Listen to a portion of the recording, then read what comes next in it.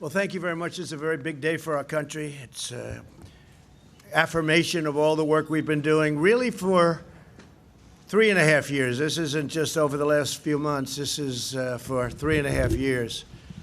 And it's a great thing. We were very strong. We had the greatest economy in the history of our country. We had the greatest economy in the history of the world. And that strength let us get through this horrible pandemic, largely through. I think we're doing really well. Vaccines, by the way, I had a meeting yesterday on vaccines. We're doing incredibly well with that. I think you're going to have some very positive surprises. And therapeutics, likewise, we're doing extremely well. Cures, we're doing well. I think those two words really blend in with each other. But tremendous progress is being made on vaccines. In fact, we have ready to go in terms of transportation and logistics. We have over 2 million ready to go if it checks out for safety. And it's also, the nice part is we have 4 companies, I guess you could even say 7 or 8 companies that are doing some similar and some very different on the vaccine front, and some similar and some somewhat different on the therapeutic front. So tremendous progress is being made on that, and I think even without that, and I have to say, even without that, and I don't think you're going to be having to use that in the future, that statement, even without, because I think they're going to have it. But we're going to be back, and we're opening our country, and I hope that the lockdown governors, I don't know why they continue to lock down, because if you look at Georgia, if you look at Florida, if you look at South Carolina, if you look at so many different places that have opened up, I don't want to name all of them, but the ones that are most energetic about opening, they are doing tremendous business, and that this is what these numbers are all about. And you have to remember one other thing very importantly. I think it's extremely important for you to remember that many of our states are closed or almost closed. Some of the big ones, New York, New Jersey, they're starting now to get open, I hope.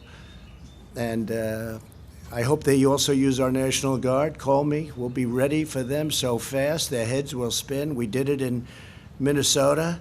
In Minneapolis, we were incredible. They were ripping that place apart. I love it. We had such success there. And they were ripping it apart. And I called the governor, and the National Guard went in. And one night, it was over. You don't see the problem in Minnesota now at all, not even a little bit. You take a look at a great city, a great city, Minneapolis, and it was under siege like nobody's ever seen, where people are running from a police department, the great police, and they were told to. They didn't want to run. They were told to. It's bad governing, and I'm not blaming the governor. I'm blaming the mayor. But we want to get all of this finished. This is a great tribute. What we're announcing today is a tremendous tribute to equality. We're bringing our jobs back. You know, when we had our tremendous numbers, and when we had, just prior to the China plague that floated in, we had numbers the best in history for African American, for Hispanic American, and for Asian American, and for everybody. Best for women, best for people without a diploma, young people without a diploma. I mean, so many different categories. Our numbers were the best in almost every category. We had the most people working in the history of our country, almost 160 million people. We were never even close to that. So we had things that we were doing so well, and then it came in. But we're going to be back there. I think we're going to actually be back higher next year than ever before. And the only thing that can stop us is bad policy. Frankly, left-wing, bad policy of raising taxes and Green New Deals and all of the things that you have been writing about long and hard. That will stop it like you wouldn't believe. And frankly, it's holding it back. If there were no possibility that that can happen, and I like to be an optimistic person, I think we're looking very good. I think even before today, the polls that I've seen and the polls that we do were looking very good. But if we didn't have the possibility of having massively higher taxes like the Democrats want to do, and Green New Deals, which are totally ridiculous, frankly, ridiculous, and I'm a big environmentalist. I believe strongly in taking care of our environment. We have the cleanest air we've ever had, like over the modern era, which, let's say you go back 30 years. We have the cleanest air, the cleanest water we've ever had. We're setting all sorts of really good environmental records. We're very proud of that. But the Green New Deal would kill our country. The Green New Deal would have a devastating effect on the world, and it's not going to happen anyway because it's impossible for them to do it. If you ever look at what they want to do under the Green New Deal, it's like baby talk. But we are doing something that this was an important day because this shows that what we've been doing is right. And the reason it's been and is so good is because the body was strong. Our body was so powerful that we could actually close our country, save millions of lives, stop people very early on from China from coming in, because we stopped early at the end of January, very early, people coming from China who were infected coming into our country. It was a very hard decision to make. Almost nobody wanted me to make it. I would almost say nobody wanted me to make it. But we made that indecision, and even my enemy said that was an extremely important. We saved tens of thousands of lives with that decision. So we did a lot of things, and then we really ended up with empty cupboards. We went into a ventilator period that the likes of which nobody's seen since the Second World War. We mobilized. Nobody's ever seen anything like it. And then we did tests. We're over 20 million, or very close, but I think we're over 20 million tests, more than anybody in the world. Germany is at about at 4, and South Korea is at 3.5. We're over 20. And by the way, when you do more testing, you have more cases. We have more cases than anybody because we do more testing than anybody. It's pretty simple. But this is outstanding what's happened today. Now, they thought the number would be a loss of 9 million jobs, and it was a gain of almost 3 million jobs. Nobody's ever seen anything. I think it was incredible in a couple of ways. Number one, the numbers are great, and this leads us on to a long period of growth. We'll go back to having the greatest economy anywhere in the world, nothing close. And I think we're going to have a very good upcoming few months. I think you're going to have a very good August, very good July, but a spectacular, maybe spectacular September, but a spectacular October, November, December, and next year is going to be one of the best years we've ever had economically.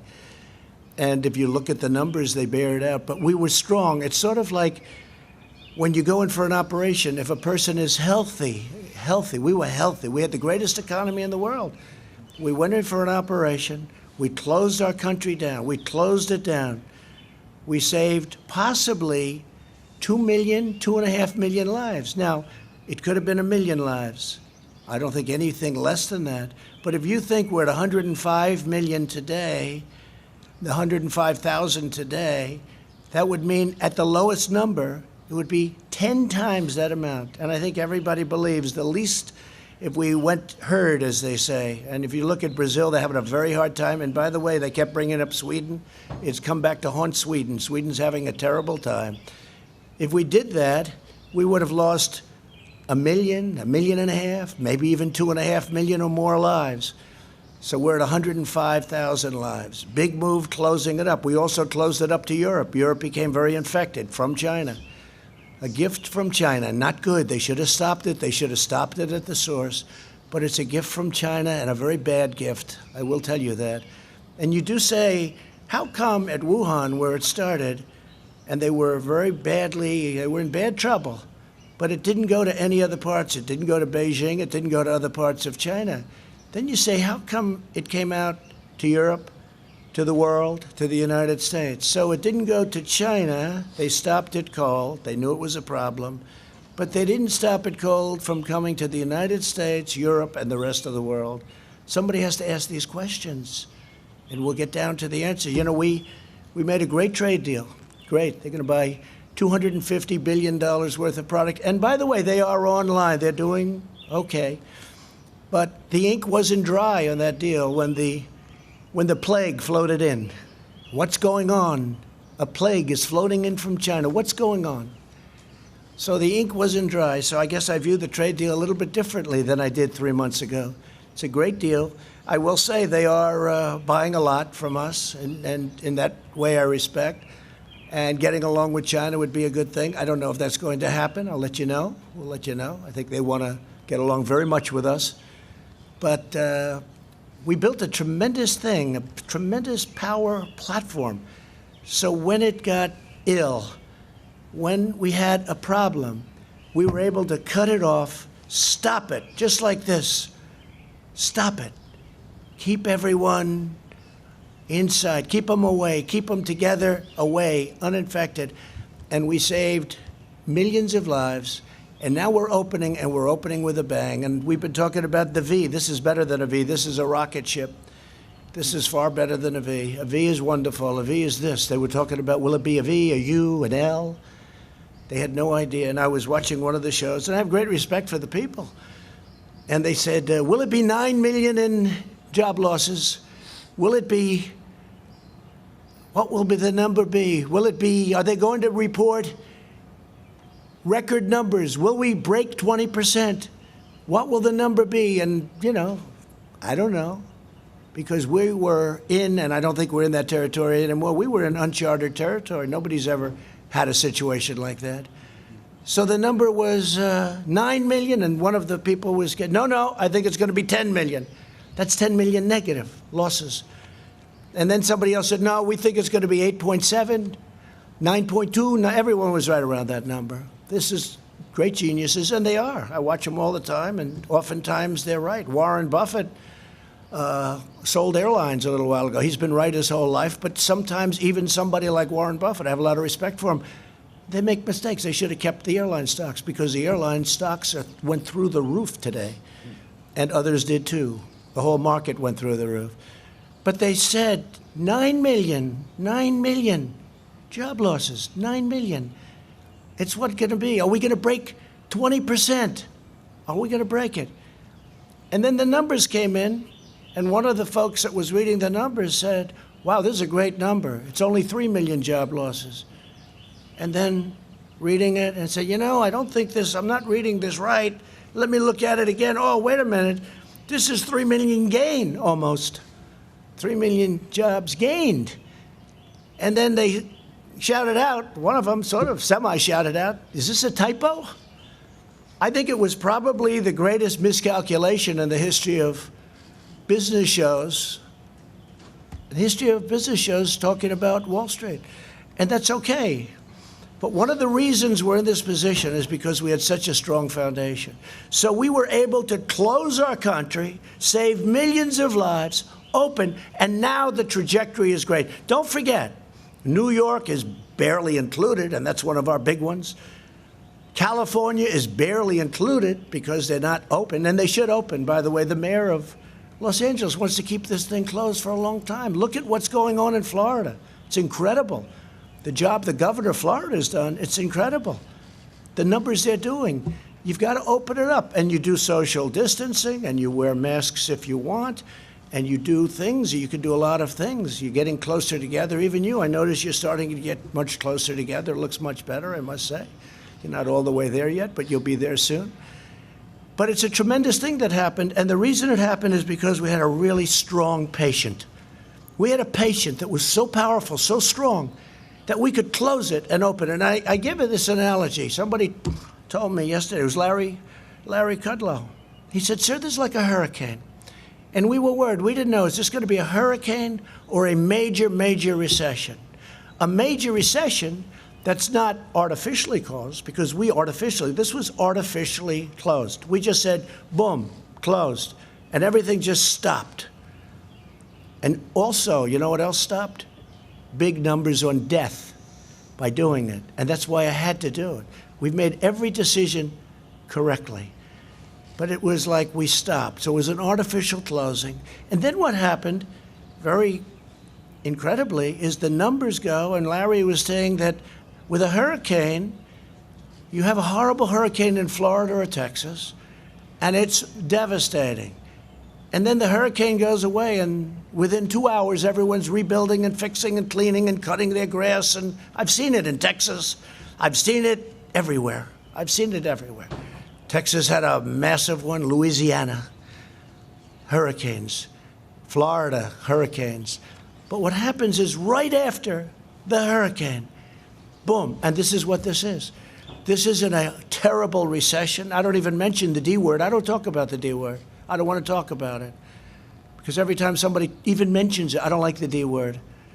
But if you had a really, really big, bad recession, it would take It could take 10, 12. How long did it take in 1929? It took many years to recover from that. How long? 10 years. Yeah, 10. I heard 10. I think longer than 10, but that's okay. I heard 14, 15 years. Larry says 10, so let's go with 10. But it takes a long time to recover. But a hurricane, you're back in business in 1 day, 2 days, 3 days, and it's devastating and it's hard. And this was a hurricane. And it's going to get better fast because a lot of the numbers that you see, they're early numbers. They're not even from this last month. And by the way, speaking of that, you had the greatest 50-day rally in the history of our exchanges.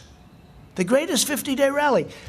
And we have a lot of protesters. And we have something else, right? We have something else. We have a pandemic. We've made tremendous progress, really on both. If you look at where we've come on both, we've made tremendous progress on both. Tremendous progress. But you're looking, and the people are now starting to return to work. So it's been an incredible thing to see. It's been a beautiful thing to see. The experts predicted that the economy would lose tremendous numbers of jobs. And, of course, from the beginning it has, but you're going to see how fast that's made up. I'm telling you, next year, unless something happens where the wrong people get in here, this can turn around. Your 401ks will go down to numbers. If people didn't get rid of stocks in their 401ks, they're almost even. Think of it. With a pandemic and with one of the worst things that's ever happened, our country has never lost 105,000 people. Whether it's World Trade Center, which was 2,900, or Pearl Harbor, which was less than that. We've never lost anything close to this. But it's not only our country, it's the whole world. The world is suffering so badly. 186 countries at this moment. And that affects us too. But we're a positive force. We're the key to the world, in a sense. And the fact that we're doing well, I see already they're starting to do much better in other parts of the world. That's a great thing because we're working with the world. And we'll work with China, too. We'll work with everybody. But what happened should have never happened. So we had a tremendous morning, a tremendous announcement. It was shocking to even great pros. I watched Maria Bartiromo. I watched Jim Cramer. I watched a lot of people. Joe Kiernan, he was pretty positive. Charles Payne, he was very positive for a long time. A lot of people got it right. They had confidence in me, they had confidence in this team, and they got it right. I think that's the only thing they could base it on, because we were on uncharted territory. I'd like to just say that renewal, restoration, and recovery of the most vulnerable areas of America is going to be my focus. It's going to be a big focus, because it's taking care of itself, but we have to help that very vulnerable area. They're vulnerable. It's not right, and we're helping them, and we have helped them in the past, and we're also to opportunity zones, criminal justice reform. Nobody's ever done for the black community what President Trump has done. Think of it. Historically black small colleges and universities, they would come here for money every year for many, many years. After 3 years, I said, why are you doing this? Why do you keep coming here? They said, because we come. I said, don't you get a long-term deal so you don't have to come? The head of one of the very respected colleges looked at me and said, sir, we're like beggars. Every year we have to come to Washington and beg for money. I said, you should have a long-term deal. And we signed a long-term deal so they don't have to come. I'll miss them. I told you, I'll miss them. I got to know them. But the first year, I didn't think anything of it. The second year, I said, that's strange. Why are you here? And then the third year, not so long ago, same people, the heads of the historically black small colleges and universities, 44 people, maybe a little more than that, a little less than that sometimes. But after 3 years, I said, what are you doing? They said, the past administration did nothing for us. The administration before that did nothing for that. So I'm going to do it. So we did the opportunity zones with Senator Tim Scott, who's been fantastic. And by the way, it's one of the great unknowns, because the opportunity zones, you don't talk about it. It's one of the most incredible success stories ever in terms of the inner cities and in terms of Black and Hispanic and Asian unemployment, opportunity zones. You ought to do some stories about opportunity zones. Billions and billions of dollars of private money are being invested in putting people to work and getting money that they've never made before. So it's been really a terrific thing. It's now time for us to work together as we rebuild, renew, and recover the great promise of America. And that's true. We're going to work together. It'll all work out. It'll all work out. Some governors may need a little help yet, but I think for the most part they're in good shape. We have fantastic military. We have fantastic National Guard. National Guard was barely used. And these people have done an unbelievable job. They helped the Secret Service at Washington. Secret Service, by the way, are unbelievable. The job they did at the White House is unbelievable. There was never any form of like, oh, gee, this sounds dangerous. All I could see is what I was seeing on television.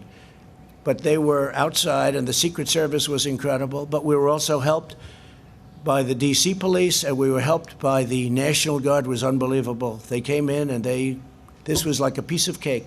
And I really am suggesting, because if you look at Minnesota and the great success we had there and other places, I'm suggesting to some of these governors that are too proud in New York. I mean, you see what's going on there. Don't be proud. Get the job done. You'll end up looking much better in the end. Call in the National Guard. Call me. We'll have so many people, more people than you have to dominate the streets. You can't let what's happening happen. It's called dominate the streets. You can't let that happen in New York where they're breaking into stores and all of the things. And by the way, hurting many small businesses. You can't let it happen. Equal justice under the law must mean that every American receives equal treatment in every encounter with law enforcement, regardless of race, color, gender, or creed. They have to receive fair treatment from law enforcement. They have to receive it. We all saw what happened last week. We can't let that happen.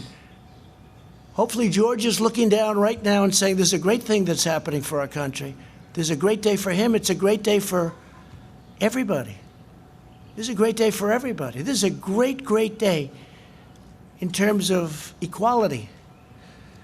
It's really what our Constitution requires, and it's what our country is all about.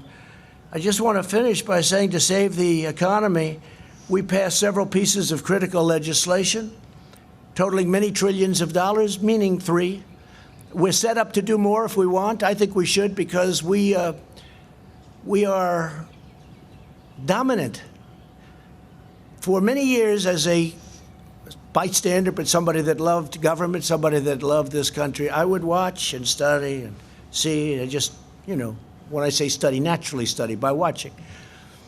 But if you go back, China was going to catch us in 2019.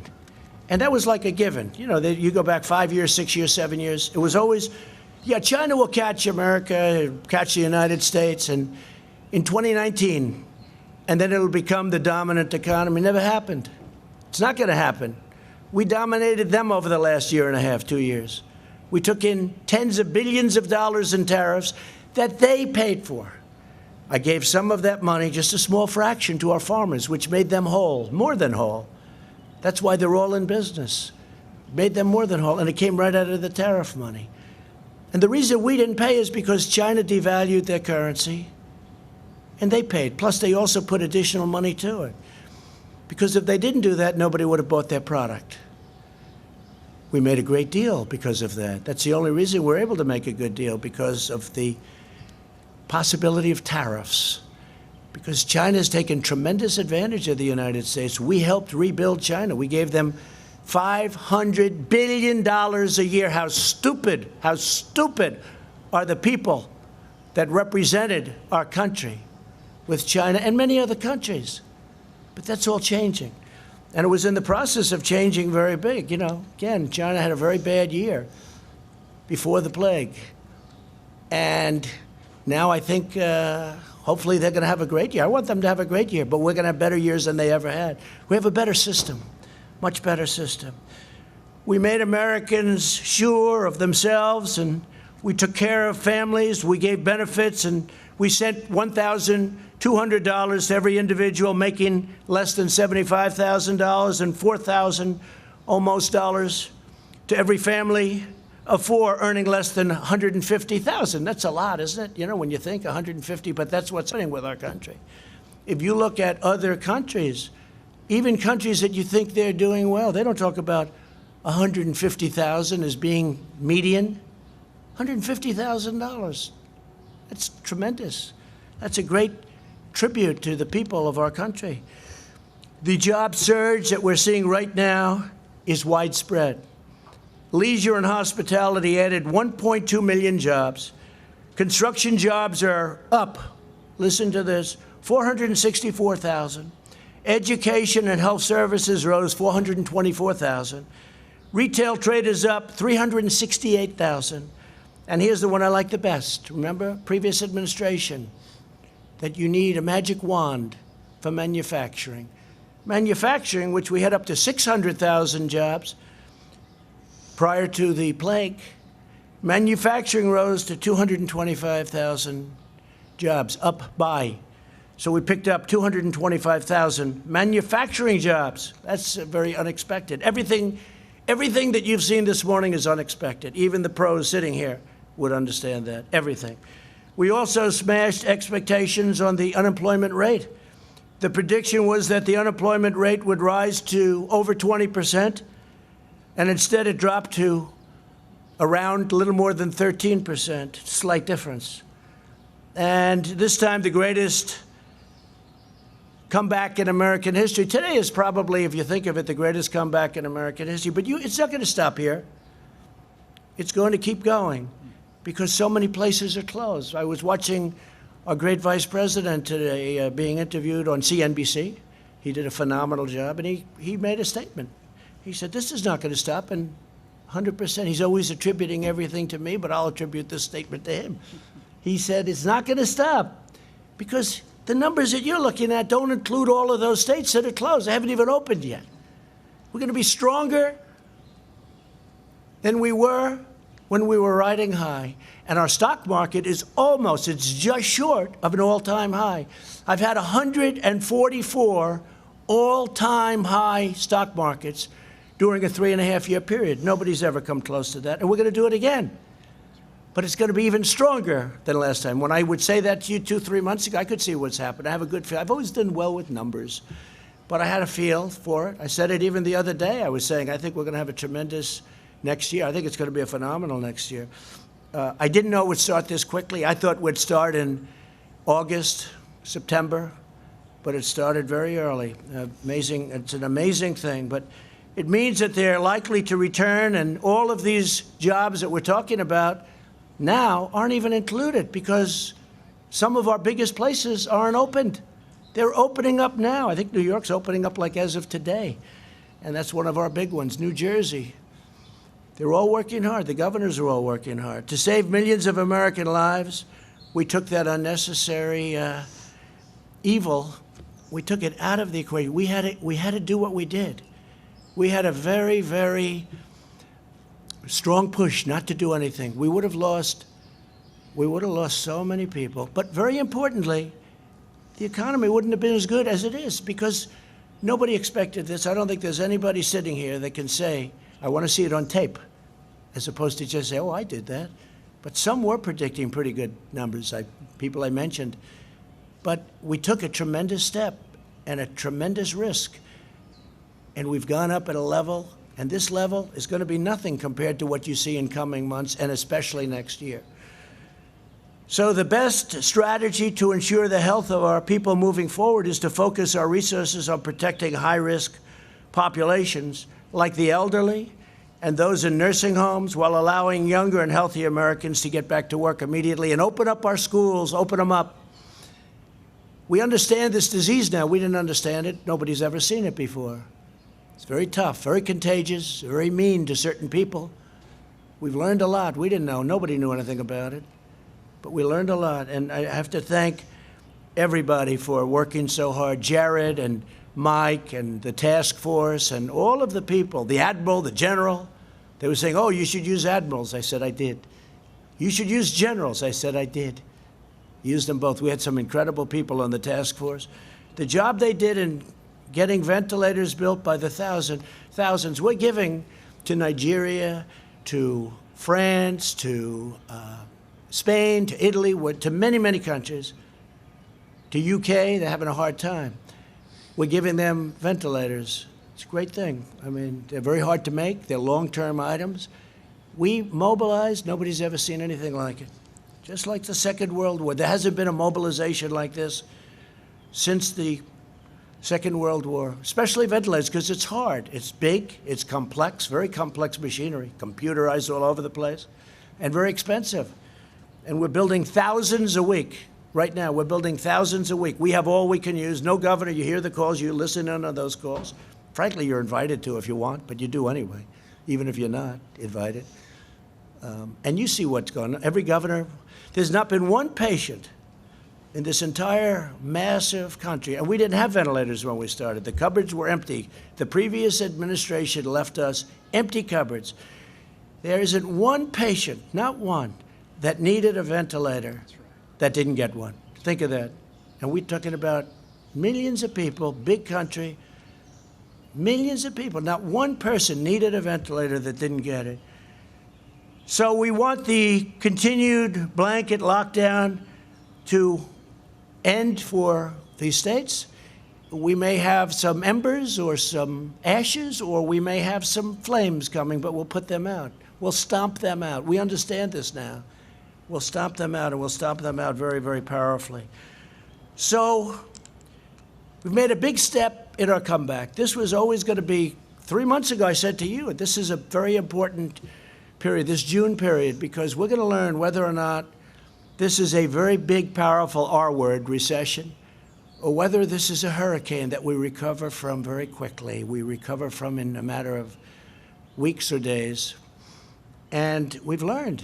Again, as good as these numbers are, the best numbers are yet to come because so many areas are still closed or very partially closed. Very few actually are fully open. These numbers are with states, 50 states, and very few are fully opened. Even the ones that are very out there are not fully opened. So we're going to have some tremendous numbers coming in. When you look at the ridership in the airlines, what they've got, they went from 2% to a number that, if it's correct, I'd be surprised, actually. But it's a very high number. It's great. People are traveling. And you know what? They're traveling in the United States. And they're also driving. And they're building the trailers. They're building a lot of things. They're driving. People are driving. I may have to buy one of those things, drive around town. Maybe I'll drive back to New York with our First Lady in a trailer. What do they call that? An RV. An RV. Well, you should know Indiana's the capital of RVs. I think I'm going to buy an RV and travel from now on in an RV with our First Lady. I don't think anybody would mind that. So we've come together. We're coming together. We've never had a thing happen like this. We were all, including the media, we were all in uncharted territory. We were uncharted. Never happened before. Nobody knew. I couldn't be sure. I felt it. I felt we were very powerful to come back.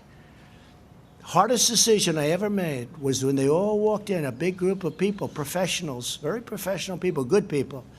They said, "Sir, the best thing we can do is close it down." I said, "What are you talking about? We have this incredible, unbelievable country that's never done better, and you want us to close it down? I can't do that. What are you talking about?" And after listening for 10 minutes, didn't take long, I said, "I think we have to close it down." Because of the contagion and because of the power it had with especially certain people. Now, we didn't know the second part. We knew it was highly contagious because it spread like fire. But we didn't know that it hit certain groups of people. That helps us so much in testing and other things. So we're going to protect our elderly. We're going to protect especially our elderly with problems, whether it's heart or diabetes or any problem. It's like a magnet. I mean, you're elderly and you have diabetes, or you have a bad heart, it's like a magnet. They say if you're heavy, so I say, thank goodness I'm in perfect shape. Thank goodness. But if you're heavy, it's not good. It's a brutal thing. And again, I started by saying we're going to have a vaccine soon. I said it a long time ago, based on knowledge. I'm meeting with these geniuses. Based on knowledge, I said a long time ago. I said by the end of the year. I think it's going to be a lot sooner than that. And you know, just in finishing about vaccines, we have mobilized the logistics arm of our military. We can move hundreds of thousands of men and women in a very short time. The vaccine is easy by comparison, but we can move hundreds of thousands. It's meant for war. It's not meant for this, but we have our war with the invisible enemy. It's meant for war, but we can move hundreds of thousands. Think of that. Hundreds of thousands in a very short time. The same people are doing the vaccine, and they're fully mobilized. So now I'm going to sign legislation to make important changes to the PPP that will especially help restaurants, hotels, and other businesses that have been very hard hit by the virus. This is going to make it 24 months, and I think you know the legislation as well as I do. I want to thank the Democrats. We had essentially unanimous votes, I think, in the Senate and the House, right? Whether it's unanimous or very close, it's a lot of people. But I want to thank the Democrats. We worked together on it great. And I hope we can get along with the Democrats. It's been a disaster in terms of relationship. But I hope we can get along because it's a great thing for our country. We did all of these numbers and all of this greatness. We have the greatest economy we've ever had. It will soon be greater than it was even before. We did this with discord. We did this with a Senate and a House that were not dealing with us, and we weren't dealing with them either. The level of let's just say the warlike posture is ridiculous because we have a great country. It would make a difference if we could get along, and maybe we can and maybe we can't. I mean, there are a lot of differences. We want low taxes. We want closed borders. We want people to come in, but they have to come in through merit. They want open borders. You can't have open borders, especially now when you have a pandemic. We set a record, by the way, on our southern border. The wall, which you never hear about, is up to 210 miles long. And one of the reasons we're setting a record is we have so much wall built. And we'll have it up to almost 500 miles very early next year. By the end of this year, we'll be over 400 miles. We're up to 210 miles of serious wall. This is a wall that people aren't penetrating. This is a very, very powerful wall. Going to be up there a long time, and it's saved us a lot of anguish and grief, but you don't hear about that. One of the hardest things I've ever had to do is get the money necessary, which is billions of dollars, from a party that was totally opposed to it. They gave me other things. The military we could rebuild wasn't easy in terms of that. That's not their natural instinct. But for the wall, no, you can't have it, can't have it, can't have it. We had 9 court cases on the wall. But we won, and we got it. And now nobody talks about it. Nobody even talks about it. But it's great for our country. We have to have borders. And I've said often, I said long before I won on that great November day. It seems like a long time ago, 2016. I said, if you don't have borders, you don't have a country. So we have a lot of things to work with the Democrats. If we could work along with them, it would be great. If we don't, we're going to do great as a country anyway. We're going to do great anyway. But if we could work along with the Democrats, and I'm open to it. People say I wouldn't be open. Why would I be open? They did things that they should have never done. And you know what I'm talking about. Should have never done. But I'm totally open to it. But we could go even steps further. But it's already been historic. Nobody has done more in 3.5 years than this administration has done. Nobody has come close to doing the things we've done. We've rebuilt our military. We've cut regulations at a level that nobody's even come close to. And that's whether it's 4 years, 8 years, or in one case, even more than that. Nobody's done anything close. Regulations, low taxes, rebuilt military, take care of our vets. We got choice approved for the vets. So instead of waiting in line for 4 weeks to see a doctor, they can go immediately outside, get a private doctor, we pay for the bill, and the vet is in great shape. But we actually save money, but more importantly, we save their lives, and we save the quality of their life. They were dying. They would come onto a line, they'd have to wait 4 or 5 weeks, they wouldn't be very sick. By the time they see the doctor, they'd be terminally ill. We don't have that anymore. You don't hear any bad stories about the vets anymore. That doesn't mean go out and find them, because tonight you'll be traveling all over the world looking for an unhappy vet. And we got accountability because we had a lot of bad people in the VA. It's called VA accountability, where we can now fire people that don't treat our vets good. We have sadists, we have thieves, we have a lot of bad people. And we can now, it's called VA accountability. Almost 50 years they've been trying to get it. Choice, almost 50 years they've been trying to get it. For many, many years. I've been hearing about it for years. They've been trying to get VA choice. Choice means you can have a choice of a doctor. You don't have to wait in line if you have a long line. I have to say the VA has great doctors, but you can't get to them very quickly. Now they go outside and they take care of themselves. So we've had a great morning. This is just the beginning. It's going to be incredible. I'm going to sign our very important piece of legislation. Again, thank you very much to the Democrats. And then we're going to have a couple of words by a few of the people standing alongside of me. I want to thank them so much. And we'll talk to you soon. Mr. President, why haven't you a plan to systemic racism? Mr. President, why haven't you laid out a plan to address systemic racism? I'd like to sign this bill. This is a very different thing. And by the way, what's happened to our country and what you now see, it's been happening, is the greatest thing that can happen for race relations, for the African American community, for the Asian American, for the Hispanic American community, for women, for everything. What's your plan? Because our country is so strong, and that's what my plan is. We're going to have the strongest economy in the world. We almost are there now. We had the strongest economy anywhere in the world, and now we're going to have an economy that's even stronger. Sir, how would a better economy? I'd like to sign this. Yeah, just to follow up, how would a better economy have protected George Floyd? Sure, I'll ask after. Will you take questions after, sir? Black unemployment went up by 0.1%. Asian American unemployment went up by 0.5%. How is that a victory? You are something. How is that a victory? Thank you very much.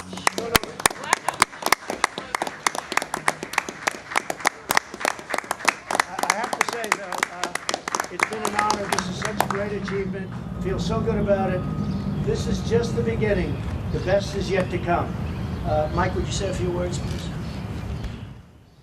Well, thank you, Mr. President, and today's a great day for America. The American comeback begins today. And, Mr. President, it is a tribute to the strong decisions that you made early on to put the health of America first, from suspending all travel from China to calling on the American people to embrace the kind of mitigation practices to practice social distancing, to endure 45 days to slow the spread. The way you worked in a bipartisan way, we want to thank members of both parties in the Congress for working with us to provide relief for families, small businesses, and enterprises across the country.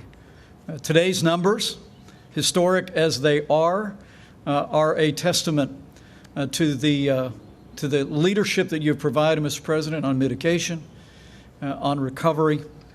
And as you directed the White House Coronavirus Task Force, they're also a tribute to the fact that states across the country, now all 50 states, are reopening our country. Even before we came to the end of the 45 days, you directed us to give guidance to state governors and all the states and territories to safely and responsibly reopen. And now all of our states are in the process of doing that. It's remarkable to think that 2.5 million jobs and declining unemployment number actually dates to surveys done in mid-May. Mr. President, it's remarkable that we can see all across the country that that this is a snapshot today of the comeback that was taking place the better part of a month ago. But because of the guidance you gave to the American people in mitigation, and because of the recovery efforts that bipartisan members of Congress supported at your direction, and ultimately because we are reopening the country, we've begun a great American comeback. So I want to thank you, Mr. President. I want to thank members of Congress that were with us. I join you in thanking all of the incredible healthcare workers across the country, including our team on the task force and health officials at every level, governors that have been our partners. But ultimately, today is a tribute to the American people. Mr. President, I know that you've said again and again this morning that it was because the patient was strong in the beginning, because the policies that you put into place to cut taxes, roll back regulation, unleash American energy, fight for free and fair trade, we created more than 7 million jobs. And today, the strength and resilience of the American people is shining through. And this is their day. Congratulations, America. The comeback begins. Thank you, Mike. And I think very importantly, because it's a great state and you have so many great states involved with energy, But we had basically a disaster just a month ago. We had a disaster with respect to energy. It was down to zero. It was worthless. And that's 5 million jobs, maybe much more than that indirectly, probably close to 10 million jobs, energy jobs in Texas and North Dakota and Oklahoma and many other states. New Mexico, great state, great energy state it's become. And we saved that industry in a short period of time. And you know who helped us? Saudi Arabia and Russia. And then we got Mexico to do what they really had to do. And I want to thank the president of Mexico. He was terrific. In the end, he was terrific. But we saved the energy industry. That would have been catastrophic to lose it. And now it's up to almost $40 a barrel. And people would have said that's impossible. But we got Saudi Arabia, Russia, and others to cut back very substantially. OPEC plus. We call it OPEC plus. But they were the leaders. And we appreciate that very much. Could I ask Kevin and Larry to say a few words, please? Thank you, sir. I'll be brief as I can. I know it's pretty darn hot. I haven't noticed it. Is it hot? Nobody hot. You're pretty good at it. So, preceding this number were a number of green shoots, as we call them in economics or finance. And as the president has mentioned, things like Apple mobility, traveling indexes, the housing applications for new homes are skyrocketing. New businesses and new business applications are skyrocketing. So we've seen a lot of pieces of evidence. The key to today's number, 2.5 million payrolls and 3.8 million households from which the unemployment comes. The key is that those who were temporarily laid off have gone back to work, 3 million some odd. And that's because of the reopening, and that's because of the success of the president and vice president's mitigation policies, which had to be taken. Now the reopening begins. Here's a footnote. At May 12th, for the week the survey was taken, a little less than 50% of small businesses had reopened. According to the Chamber of Commerce, the most recent number in late May, early June, 80%, 79% of small business have reopened. So we're going to see more continued progress in the June jobs numbers when they come out. And I want to add also, my friend and colleague, Secretary Stephen Mnuchin's leadership on the payroll protection program has kept people on temporary call, have kept them furloughed, but they knew they were going to come back. The PPP has distributed $510 billion and has probably saved as much as 50 million jobs. And overall, we've extended tax rebates and other payments, 159 million Americans for nearly $275 billion. The rescue package works. It was the largest in American history. Now, we are seeing weekly unemployment claims coming down, continued claims coming down. The 13.3% unemployment rate has come down. And I think, as the president has noted, these trends will continue. This was a sharp, tough, heartbreaking pandemic contraction. It's not a typical economic contraction. It was like a bad hurricane or a bad snowstorm. There's a lot of heartache in that, and there's a lot of hardship in that, absolutely. But they're sharp and fast, and they recover fast. And we are beginning to see this rapid recovery, which I believe will extend well into the third quarter and the fourth quarter. We're still looking for some 20% economic growth in Qs 3 and 4, and a big number in 2021 as we move forward with presidential policies of lower taxes and regulations and energy and fair and reciprocal trade deals that created a phenomenal economy before the pandemic and can recreate and rebuild that phenomenal economy afterwards. And I bring in my great pal, Kevin Hassett. Good job. Thank you, sir. Thank you, Mr. President. And today is a historic day, but as you remind us, there's still a lot of work left to do. That there were 18 million people that said that they expected to be reemployed. 3 million of them came back, and it shocked economists that it happened so fast. But there's still a lot of work to do, and that's what you've instructed us to do, is to give you options so that we can get everybody else in the country back to work. And I think that the main economic lesson I take from what we've seen, in addition to Secretary Mnuchin's incredible work getting the programs enacted quickly, is that the Vice President's leadership with the task force, right at the very beginning, you put out guidance for businesses and for governors about how to open safely. And because the guidance was so scientifically based, people did so with confidence. And you would never have a jobs number like what we saw today without the confidence that I think was generated by your leadership, Mr. Vice President, and Dr. Birx and the rest of her team. So thank you so much for your service, sir. Thank you. Thank you very much. I just want to add, we'll be going for a payroll tax cut. We think that'll be incredible in terms of what we're doing because, again, we're going to be bigger, stronger, better than we ever were. That's going to be a tremendous incentive for businesses and also a great incentive, and maybe, to me, most importantly, for the workers. So we're going to be asking for a payroll tax cut. We'll be asking for additional stimulus money because once we get this going, it'll be far bigger and far better than we've ever seen in this country. That includes as of 3 or 4 months ago when everyone thought it was great, and it was great. And we're going to be doing things for restaurants and various pieces of the entertainment industry, which will be an incentive, whether it's deductions or whatever, but Steve Mnuchin's going to be working on that because the restaurants will be a little bit harder to come back, although I must tell you, Mike, I've seen some tremendous numbers from restaurants, but we're looking at doing something in terms of an incentive with taxes. It could be deductions, it could be something else, but we'll be announcing it pretty soon. But we will be asking, despite the numbers and how good they are, because we will be so far ahead of everybody else if we do what we're doing. Our borrowing cost now is 0. So we're paying no interest, which is very good.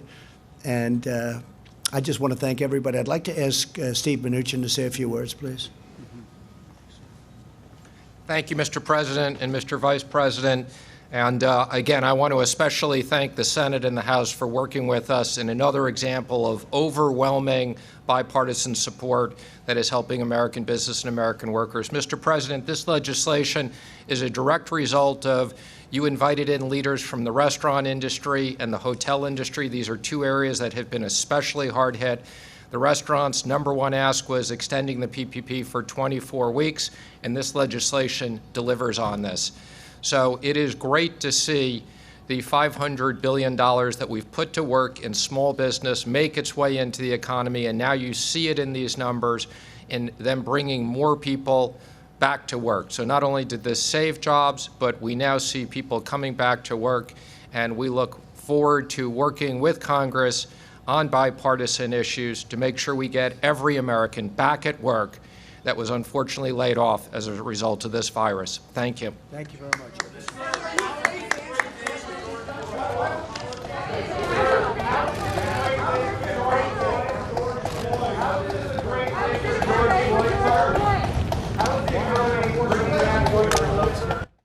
And there we go, everyone that's watching on coronavirusnow.com and Fox 10 Phoenix.